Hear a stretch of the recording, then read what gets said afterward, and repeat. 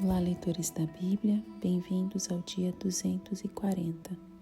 Eu sou a Tati Camargo, do Mulheres com Fé, e juntos estamos lendo a Bíblia por completo, com apenas 15 minutos por dia e alguns minutos adicionais para o mini estudo bíblico. Hoje eu vou ler para vocês Ezequiel dos capítulos 5 ao 8. Mas antes vamos fazer nossa oração. Senhor Deus, amado Pai, estamos aqui, Senhor Deus, na Tua presença, te agradecendo por mais essa oportunidade de estarmos lendo a Tua palavra. Que o Senhor nos dê entendimento, abra os nossos olhos espirituais, nos dando compreensão. Que o Espírito Santo nos ajude nesta leitura, nos ensinando, Pai, acerca da Tua revelação para as nossas vidas.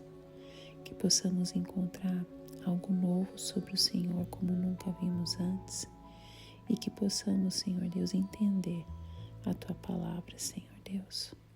Entender a história de tudo que está registrado, Senhor Deus. Que seja um bálsamo para as nossas vidas, entender sobre a Sua natureza. Que o Senhor continue transformando as nossas vidas, falando conosco, removendo todas as distrações que nos afastam de Ti. Abençoe nossos filhos, a nossa família, nossos amigos. Que o Senhor esteja dando a Sua direção em tudo para nós. Em nome de Jesus. Amém. Ezequiel capítulo 5. Agora, filho do homem, apanhe uma espada afiada e use-a como navalha de barbeiro para rapar a cabeça e a barba. Depois tome uma balança de pesos e reparta o cabelo. Quando os dias do cerco da cidade chegarem ao fim, queime no fogo 1/3 do cabelo dentro da cidade. Pegue 1/3 e corte-o com a espada ao redor de toda a cidade, e espalhe 1/3 ao vento, porque eu os perseguirei com espada desembainhada. Mas apanhe umas poucas mechas de cabelo e esconde-as nas dobras de sua roupa. E destas ainda, pegue algumas e atire-as ao fogo, para que se queimem. Dali um fogo se espalhará por toda a nação de Israel, assim diz o soberano Senhor. Esta é Jerusalém, que pus no meio dos povos, com nações ao seu redor. Contudo, em sua maldade, ela se revoltou contra as minhas leis e contra os meus decretos, mais do que os povos e as nações ao seu redor. Ela rejeitou as minhas leis e não agiu segundo os meus decretos. Portanto, assim diz o soberano Senhor: você tem sido mais rebelde do que as nações ao seu redor e não agiu segundo os meus decretos, nem obedeceu às minhas leis. Você nem mesmo alcançou os padrões das nações ao seu redor. Por isso diz o soberano Senhor: eu estou contra você, Jerusalém, e lhe infligirei castigo à vista das nações.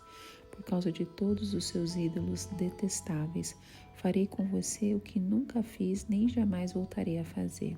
Por isso, entre vocês sucederá que os pais comerão seus próprios filhos, e os seus filhos comerão seus pais. Castigarei você e dispersarei aos ventos os seus sobreviventes. Por isso juro pela minha vida, a palavra do soberano Senhor, que por ter contaminado o meu santuário com suas imagens detestáveis e com suas práticas repugnantes, eu retirarei a minha bênção. Não olharei com piedade para você e não a pouparei. 1/3 de seu povo morrerá de peste ou perecerá de fome dentro de seus muros. 1/3 cairá à espada fora da cidade, e 1/3 dispersarei aos ventos e perseguirei com a espada em punho. Então a minha ira cessará, diminuirá a minha indignação contra eles, e serei vingado. E quando tiver esgotado a minha ira sobre eles, saberão que eu, o Senhor, falei segundo o meu zelo. Farei de você uma ruína e a tornarei desprezível entre as nações ao seu redor, à vista de todos quantos por você passarem. Você será objeto de desprezo e de escárnio, e servirá de advertência e de causa de pavor às nações ao redor, quando eu castigar você com ira, indignação e violência. Eu, o Senhor, falei. Quando eu atirar em você minhas flechas mortais e destruidoras, minhas flechas de fome, atirarei para destruí-la. Aumentarei a sua fome e cortarei o seu sustento. Enviarei contra você a fome e animais selvagens que acabarão com seus filhos. A peste e o derramamento de sangue a alcançarão e trarei a espada contra você. Eu, o Senhor, falei. Ezequiel capítulo 6. Profecia contra os montes de Israel. Esta palavra do Senhor veio a mim, filho do homem. Vire o rosto contra os montes de Israel, profetize contra eles e diga: ó montes de Israel, ouçam a palavra do soberano, o Senhor. Assim diz o soberano Senhor aos montes e às colinas, às ravinas e aos vales: estou prestes a trazer a espada contra vocês. Vou destruir os seus altares idólatras. Seus altares serão arrasados. Seus altares de incenso serão esmigalhados. E abaterei o seu povo na frente dos seus ídolos. Porei os cadáveres dos israelitas em frente dos seus ídolos e espalharei os seus ossos ao redor dos seus altares. Onde quer que você viva, as cidades serão devastadas e os altares idólatras serão arrasados e devastados. Seus ídolos serão esmigalhados e transformados em ruínas. Seus altares de incenso serão derrubados e tudo que vocês realizaram será apagado. Seu povo cairá morto no meio de vocês, e vocês saberão que eu sou o Senhor. Mas pouparei alguns de vocês escaparão da espada quando forem espalhados entre as terras e nações. Ali nas nações para onde vocês tiverem sido levados cativos, aqueles que escaparem se lembrarão de mim, lembrarão como fui entristecido por seus corações adúlteros, que se desviaram de mim, e por seus olhos que cobiçaram os seus ídolos. Terão nojo de si mesmos por causa do mal que fizeram e por causa de todas as suas práticas repugnantes, e saberão que eu sou o Senhor, que não ameacei e vão trazer essa desgraça sobre eles. Assim diz o soberano Senhor. Esfregue as mãos, bata os pés e grite: ai, por causa de todas as práticas ímpias e repugnantes da nação de Israel, pois eles morrerão pela espada, pela fome e pela peste. Quem está longe morrerá pela peste, quem está perto cairá pela espada, e quem sobreviver e for poupado morrerá de fome. Assim enviarei a minha ira sobre eles, e saberão que eu sou o Senhor, quando seu povo estiver estirado, morto, entre os seus ídolos, ao redor dos seus altares, em todo o monte alto, em todo o topo de montanha, debaixo de toda árvore frondosa e de todo carvalho viçoso, em todos os lugares nos quais eles ofereciam incenso aromático a todos os seus ídolos. Estenderei o meu braço contra eles e tornarei a terra uma imensidão desolada, desde o deserto até Dibla, onde quer que estiverem vivendo. Então saberão que eu sou o Senhor. Ezequiel capítulo 7. A chegada do fim. Veio a mim esta palavra do Senhor. Filho do homem, assim diz o soberano Senhor, à nação de Israel. Chegou o fim. O fim chegou aos 4 cantos da terra de Israel. O fim está agora sobre você, e sobre você eu vou desencadear a minha ira. Eu a julgarei de acordo com a sua conduta e lhe retribuirei todas as suas práticas repugnantes. Não olharei com piedade para você, nem a pouparei. Com certeza eu lhe retribuirei sua conduta e suas práticas em seu meio. Então você saberá que eu sou o Senhor. Assim diz o soberano Senhor: eis a desgraça, uma desgraça jamais imaginada vem aí. Chegou o fim, chegou o fim. ele se insurgiu contra você. O fim chegou. A condenação chegou sobre você que habita no país. Chegou a hora, o dia está próximo, há pânico e não alegria sobre os montes. Estou prestes a derramar minha ira sobre você e esgotar a minha indignação contra você. Eu a julgarei de acordo com a sua conduta e lhe retribuirei todas as suas práticas repugnantes. Não olharei com piedade para você, nem a pouparei.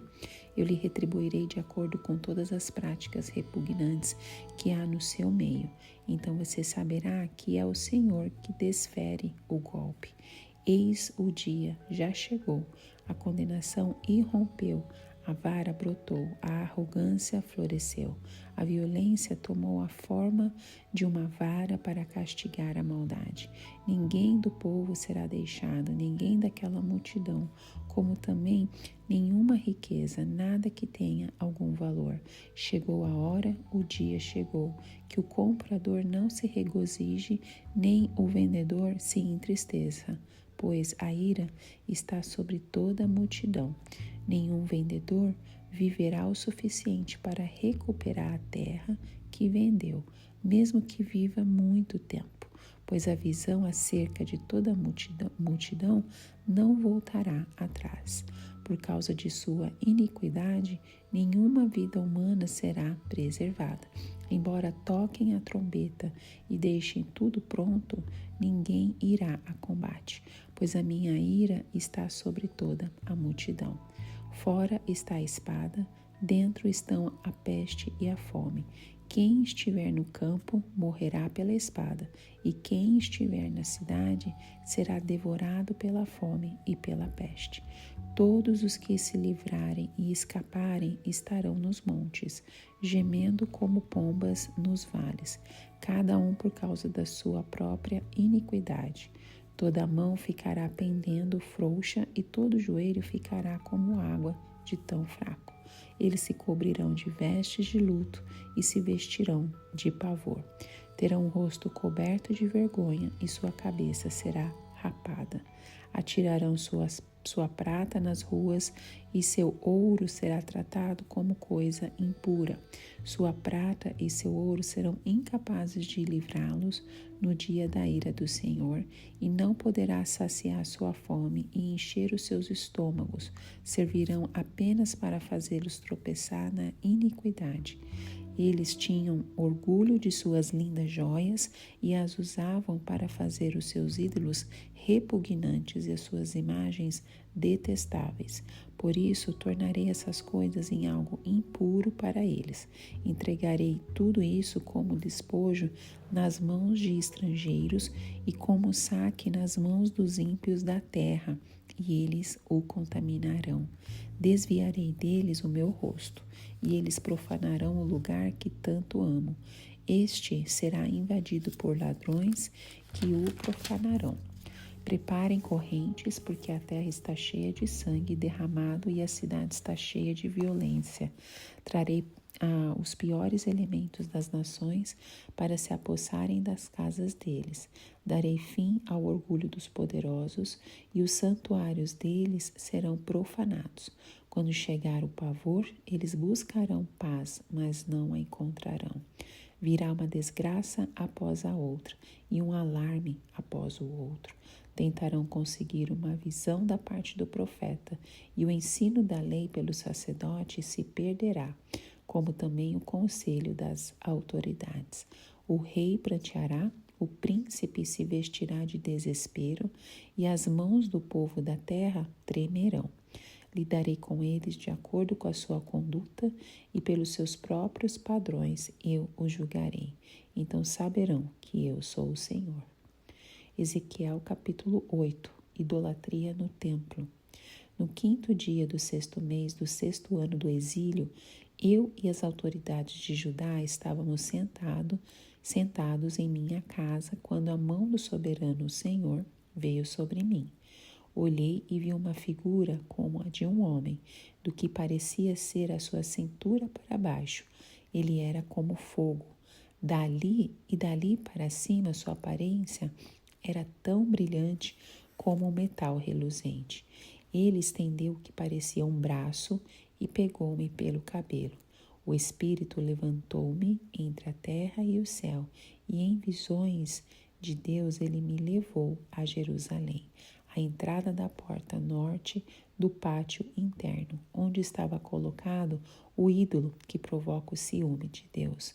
E ali, diante de mim, estava a glória do Deus de Israel, como na visão que eu havia tido na planície. Então ele me disse: Filho do homem, olhe para o norte. Olhei para o lado norte e vi, junto à porta do altar, o ídolo que provoca o ciúme de Deus. E ele me disse: Filho do homem, você vê o que estão fazendo? As práticas repugnantes da nação de Israel, coisas que me levarão para longe do meu santuário? Mas você verá práticas ainda piores que estas. Em seguida me levou para a estrada do pátio. Olhei e vi um buraco no muro. Ele me disse: Filho do homem, agora escave o muro. Escavei o muro e vi ali a abertura de uma porta. Ele me disse: Entre e veja as coisas repugnantes e más que estão fazendo. Eu entrei e olhei.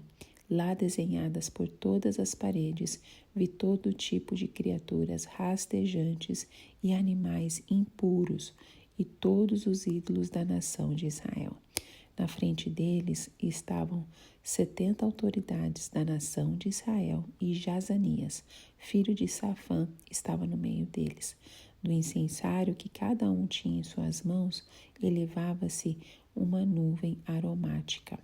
Ele me disse: Filho do homem, você viu o que as autoridades da nação de Israel estão fazendo nas trevas, cada uma no santuário de sua própria imagem esculpida? Elas dizem: o Senhor não nos vê, o Senhor abandonou o país. E de novo disse: você os verá cometerem práticas ainda mais repugnantes.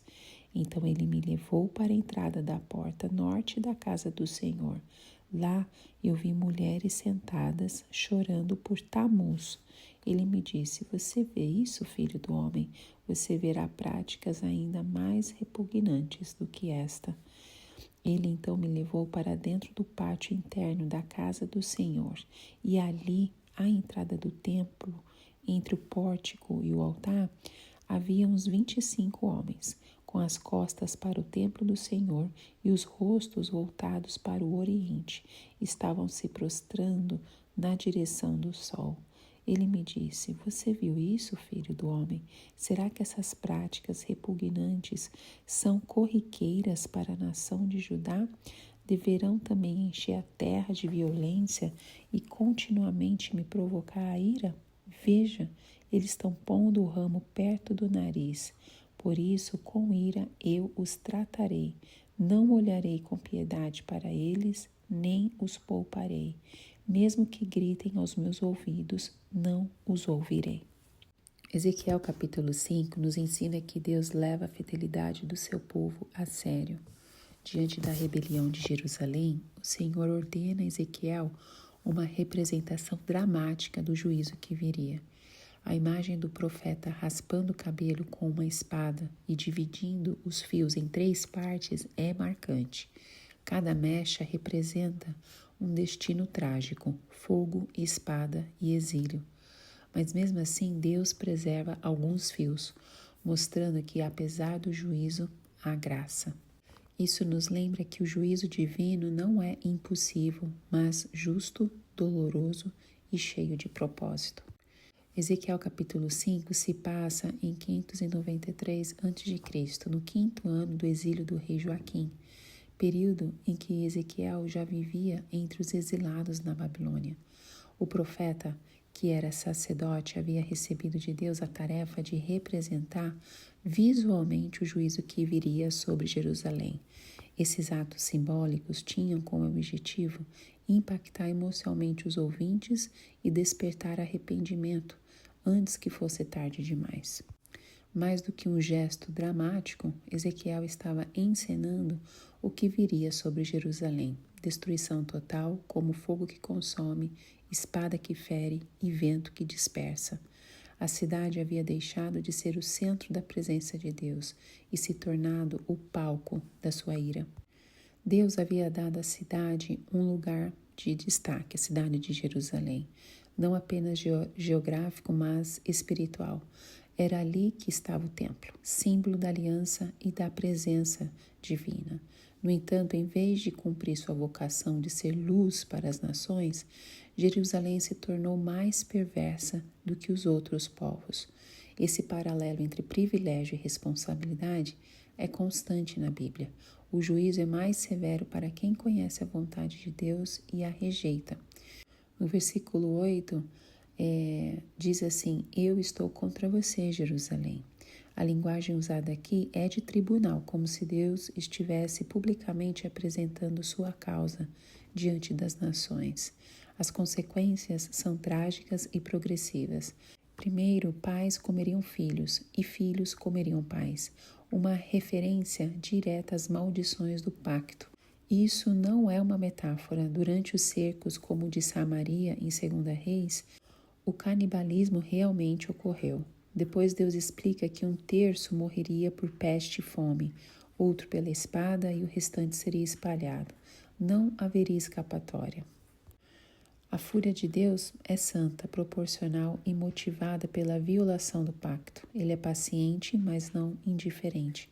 As armas do julgamento são múltiplas: fome, bestas feras, pragas, sangue e espada. Todas essas estão descritas também no livro de Levíticos e Deuteronômio, como maldições de aliança. Além disso, a destruição de Jerusalém se tornaria um objeto de zombaria entre as nações. A cidade que deveria ser exemplo virou escárnio. Isso revela um princípio espiritual profundo. Quem rejeita a glória de Deus, cedo ou tarde se vê coberto de vergonha. Ezequiel capítulo 6 nos mostra que Deus trata a idolatria com seriedade e que, mesmo em meio ao juízo, sua graça preserva um remanescente arrependido. O capítulo é uma denúncia contundente contra os cultos falsos espalhados pelas montanhas de Israel e, ao mesmo tempo, um lembrete de que o Senhor não age sem propósito. Ele deseja ser reconhecido como o único Deus. Ao ler esse texto, nós podemos perceber que, embora o julgamento seja severo, o coração de Deus continua voltado para restaurar aqueles que se voltam para Ele com arrependimento sincero. O capítulo está estruturado em 2 partes, dos versículos 1 ao 10 e dos versículos 11 ao 14, cada uma contendo uma denúncia e um chamado ao reconhecimento do Senhor. Ezequiel usa uma série de gestos, expressões visuais e metáforas para enfatizar o juízo e a esperança. É um texto que combina indignação divina com um fio de misericórdia. Por que Deus julga as montanhas de Israel? A profecia começa com uma ordem: Filho do homem, vire o rosto contra os montes de Israel. Então aqui, Ezequiel é comissionado para profetizar contra os lugares geográficos que simbolizam o culto idolátrico. Deus não apenas observa, mas age contra a corrupção da adoração. Estou para trazer a espada contra vocês, vou destruir os seus altares idólatras. A espada é um símbolo clássico de juízo, e aqui ela se volta contra os altares, os incensários e até os próprios adoradores. Mesmo em meio ao juízo, há graça. O versículo 8 diz assim: Mas pouparei alguns. Deus preserva um remanescente, espalhado entre as nações, que se lembrará dele e se arrependerá. O versículo 9 é comovente. Lembrarão de como eu fui entristecido por seus corações adúlteros, terão nojo de si mesmos. Isso mostra que o arrependimento verdadeiro envolve consciência do pecado, tristeza genuína e desprezo por tudo que desonra a Deus. Na segunda parte do capítulo, nos versículos 11 ao 13, Ezequiel é orientado a realizar gestos simbólicos, bater palmas, pisar o chão e gritar ai. Estes gestos comunicam indignação, lamento e raiva e representam a própria ira de Deus contra as abominações de Israel. A sentença é clara: espada, fome e peste. Ezequiel descreve 3 círculos de impacto. Quem está longe morre de peste. Quem está perto pela espada, e quem permanece morre de fome. Ninguém escapa. A idolatria trouxe ruína completa. A cena ainda é mais trágica. O versículo 13 diz assim: o seu povo estivera estirado, morto entre seus ídolos ao redor de seus altares. Ou seja, os locais de culto se tornam campos de morte. O mesmo lugar onde buscavam bênçãos torna-se símbolo de maldição. O último versículo declara que a destruição será ampla, desde o deserto até Dibla. É uma forma geográfica de dizer que toda a terra será atingida. A mão de Deus não falha e o objetivo final permanece. Então saberão que eu sou o Senhor. Todo esse julgamento tem como fim restaurar a consciência espiritual do povo. Deus não é um entre muitos. Ele é o único Senhor. Ezequiel 7 nos ensina que o juízo de Deus é certo, justo e inescapável. Quando os limites da paciência divina são ultrapassados, o tempo da misericórdia dá lugar ao tempo do acerto de contas. Essa mensagem nos confronta com a seriedade do pecado e com o risco de tratar a graça como garantida. O mesmo Deus que oferece perdão também executa a justiça, e ele não falha. A raiz do problema era tanto moral quanto espiritual. A idolatria era escancarada, a violência dominava as cidades e a arrogância dos líderes políticos e religiosos havia chegado ao limite. Deus já havia enviado advertências através dos profetas, mas agora o dia do Senhor havia chegado. A estrutura do capítulo apresenta 3 toques de trombeta, ou seja, 3 oráculos proféticos que soam como o alarme. Dos versículos 1 ao 4 é o primeiro. Afirma: o fim chegou aos 4 cantos da terra. A ênfase está na ira de Deus e em sua justiça. Eu a julgarei de acordo com a sua conduta. O segundo alarme está nos versículos 5 ao 9. Eleva o tom. Deus repete: chegou o fim, como se martelasse uma última advertência para os corações endurecidos. O versículo 9 traz uma nova faceta. Então tu saberás que é o Senhor que desfere o golpe. Ele não delega essa ação a outros deuses ou poderes, é o próprio Yahvé quem está por trás da calamidade. E o terceiro alarme começa no versículo 10 como uma imagem misteriosa. O galho floresceu, a insolência desabrochou. Essa metáfora sugere que o pecado amadureceu. Não se trata mais de um alerta para a mudança, mas de um fruto podre pronto para a colheita do juízo. E o versículo 12 conclui esta sessão afirmando: chegou a hora, o dia chegou. O tempo de esperar acabou, não há mais escapatória. O colapso não será apenas físico, ele afetará profundamente a economia e a estabilidade emocional do povo. O comprador não se alegrará e o vendedor não se entristecerá, pois a ira de Deus tornará todas as transações irrelevantes. Nenhum vendedor viverá o suficiente para recuperar a terra que vendeu. A referência ao ano do jubileu, quando a terra era devolvida aos donos originais, mostra que até mesmo a esperança da restauração legal será frustrada. A visão profética é clara. Por causa de sua iniquidade, a vida de ninguém será preservada. O alarme soa, as armas estão prontas, mas ninguém se apresenta para a batalha. O povo está paralisado de medo. O juízo se espalha em 3 direções. Fora está a espada, dentro estão a peste e a fome. Lá no versículo 15. As pessoas tentarão fugir, mas gemerão como pombas do vale. A imagem é de fraqueza total. Mãos caídas, joelhos trêmulos, vergonha no rosto e calvície como sinal de luto. No auge da desesperança, o texto mostra que nem os tesouros conseguirão ajudar. Atirarão sua prata nas ruas. A riqueza acumulada, motivo de orgulho, agora será rejeitada. Como em Sofonias 1,18, sua prata e seu ouro não serão capazes de livrá-los no dia da ira do Senhor. Os tesouros se tornaram instrumentos de idolatria. O templo, lugar da presença de Deus, foi contaminado com abominações. Por isso Deus declara: entregarei tudo isso como despojo nas mãos de estrangeiros. O versículo 23 marca uma virada simbólica. Preparem correntes. É o anúncio do exílio. A cidade está cheia de sangue, os líderes são corruptos e agora os babilônios virão como o pior das nações para assumir tudo. A última parte descreve um colapso institucional completo. Não haverá paz. A busca por a orientação espiritual falhará.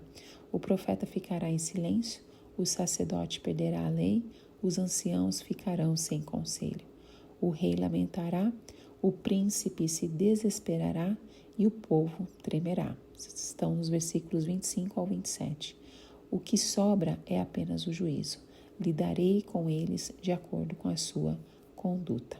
O tom escatológico de Ezequiel 7 encontra eco em vários textos do Novo Testamento. Jesus falou sobre o juízo de Jerusalém em termos semelhantes. Virão dias sobre ti em que os teus inimigos lançarão trincheiras contra ti. Em Apocalipse, vemos o desdobramento de julgamentos semelhantes sobre a terra, guerras, fomes, pragas e destruição. A linguagem de desespero, colapso social e silêncio dos profetas remete diretamente ao cenário de Ezequiel 7. E no capítulo 8 de Ezequiel, nos ensina que Deus não abandona seu povo sem antes revelar por que seu juízo virá. A visão que o profeta tem é dolorosa. Ezequiel é transportado até o templo e testemunha passo a passo como a idolatria tomou o lugar da presença de Deus. Mas o que mais me impressiona é o contraste entre o que deveria ser santo e o que se tornou impuro. O Senhor mostra a Ezequiel e a nós que a sua glória não habita em meio à infidelidade. E mais do que isso, ele revela que a sua saída não acontece de uma vez, mas em etapas, como um Deus paciente, mas profundamente ofendido. A visão registrada em Ezequiel 8 ocorreu lá no primeiro versículo, que diz assim: no 5º dia do 6º mês do 6º ano do exílio, o profeta está em sua casa na Babilônia junto aos anciãos de Judá. Ali, repentinamente, a mão do soberano Senhor cai sobre ele, e ele é transportado em visão até o templo de Jerusalém. O templo, que deveria ser a casa do Senhor, o lugar do trono de Deus, havia se tornado morada de ídolos e centro de cultos sincretistas.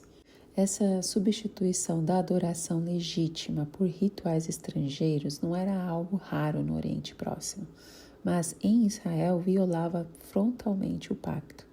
Os anciãos que visitam Ezequiel talvez esperassem uma profecia otimista, algo que contrariasse as mensagens de juízo de Jeremias, mas, para sua surpresa, o profeta entra em transe e começa a relatar uma visão de julgamento e afastamento divino.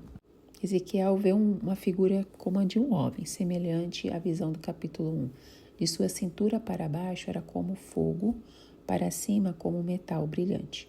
Essa manifestação gloriosa de Deus revela que a experiência é espiritual, mas não menos real. Ezequiel é agarrado pelo cabelo e levado em espírito a Jerusalém, especificamente à porta do norte do pátio interno, onde estava o ídolo que desperta o zelo de Deus. Essa introdução cumpre 3 funções: estabelece o tempo, identifica a natureza da experiência como visionária e dá o pano de fundo para os eventos que virão. A referência à glória de Deus presente ali mostra que, apesar de tudo, Yahvé ainda está no templo, mas não por muito tempo. O que representa um ídolo que desperta o ciúme? A primeira cena apresenta uma imagem esculpida, posicionada estrategicamente à entrada do pátio interno. Provavelmente se tratava de uma estátua ligada ao culto de Aserá, uma deusa cananeia associada à fertilidade. A descrição como ídolo que desperta o zelo remete ao caráter de Yahvé como Deus zeloso, que não tolera rivais. Essa imagem desafia diretamente o Senhor, pois se encontra em um lugar sagrado. A idolatria não está escondida, ela foi institucionalizada. Deus então diz: mas você verá práticas ainda piores, preparando o profeta e a todos nós, leitores da Bíblia, para a crescente gravidade das abominações. Na segunda cena, Ezequiel é conduzido até uma parede com um buraco. Ele escava, entra e se depara com todo tipo de criaturas rastejantes e animais impuros, além de todos os ídolos da nação de Israel esculpidos nas paredes. 70 anciãos estão ali, cada um diante de sua imagem, queimando incenso. Um deles é destacado, Jazanias, filho de Safã. Este detalhe é significativo. Safã era um dos oficiais que apoiaram a reforma de Josias. Ao citar Jazanias como filho dele, Ezequiel mostra como até mesmo descendentes de famílias piedosas haviam se corrompido. Na terceira cena, Ezequiel vê mulheres chorando por Tamuz. Essa era uma prática ligada à mitologia mesopotâmica. Tamuz, um deus da fertilidade, morria anualmente e seu retorno à vida simbolizava a chegada da estação das chuvas. Ver essa prática diante da casa do Senhor indica um sincretismo profundo. Yahvé é substituído por deuses estrangeiros que prometem bênçãos imediatas. A ausência de comentários divinos nessa cena mostra que a imagem fala por si. Israel havia deixado de confiar em Deus como provedor. Na cena final, Ezequiel vê 25 homens prostrados ao sol, com as costas voltadas para o templo. Essa atitude é extremamente simbólica. Dar as costas ao santuário é sinal de rejeição total. Eles adoram o sol, prática comum no Egito e em outras culturas pagãs, mas proibida em Israel. Embora o capítulo 8 não traga uma profecia messiânica direta, ele ecoa um padrão que se cumpre em Cristo. O afastamento da glória de Deus do templo prenuncia o fim de uma era. Em João 2,19, Jesus anuncia: destruam este templo e eu reconstruirei em 3 dias, referindo-se ao seu corpo. Isso mostra que a habitação de Deus não está mais restrita a construções físicas. Em Mateus 23, dos versículos 37 ao 38, Jesus lamenta Jerusalém e diz: eis que a casa de vocês ficará deserta. O mesmo juízo profetizado por Ezequiel é reafirmado por Cristo. A glória de Deus deixa o templo, agora definitivamente. O Novo Testamento ensina que os verdadeiros adoradores são aqueles que o fazem em espírito e em verdade. Não há mais espaço para idolatria, rituais sincretistas ou formalismo. Em Cristo, a presença de Deus habita em nós e não em edifícios. Amém? Que Deus continue nos ensinando através da sua palavra, através desse livro do profeta Ezequiel. Te encontro no próximo áudio. Tchau, tchau.